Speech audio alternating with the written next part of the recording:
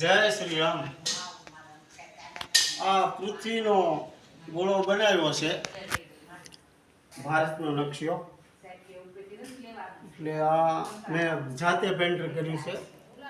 4 ધોરણ ભણેલા છીએ ને ખેડૂત છીએ, જેવું ફાવે એવું બનાવ્યું છે।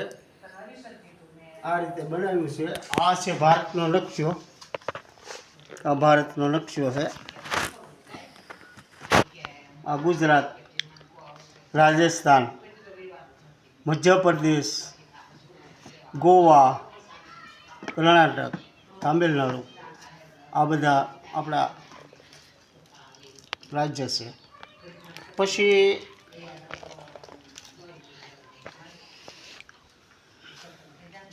આ બાજુ જે છે ને નોર્વે આવી છે। એટલે અહીંયા 6 મહિનાની રાત હોય છે અને 6 મહિનાનો દિવસ હોય। આ બાજુ નોર્વેમાં જ્યારે પૃથ્વી આમ થાય ને ત્યારે સૂર્ય આ બાજુ આવી જાય છે। એટલે આમાં 6 મહિના એક ધારો પ્રકાશ રહે અને ત્યારે અહીંયા આપણે વર્ષા ઋતુ આવી જાય છે 4 મહિના સુધી। અને પછી ધીરે ધીરે પૃથ્વી 12 મહિનાનો એક આંટો ફરે છે। એમાં 3 ઋતુ આવે છે, શિયાળો, ઉનાળો અને ચોમાસું। પૃથ્વી એ બાજુ જ જાય છે। પોતે પૃથ્વી શિયાળા ઉનાળામાં જાય છે, વર્ષા ઋતુ આવતી નથી।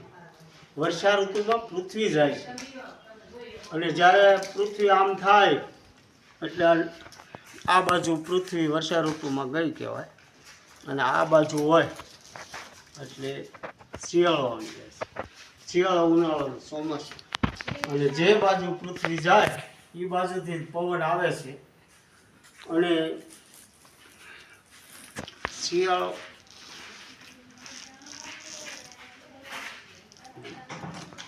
જય શ્રી રામ।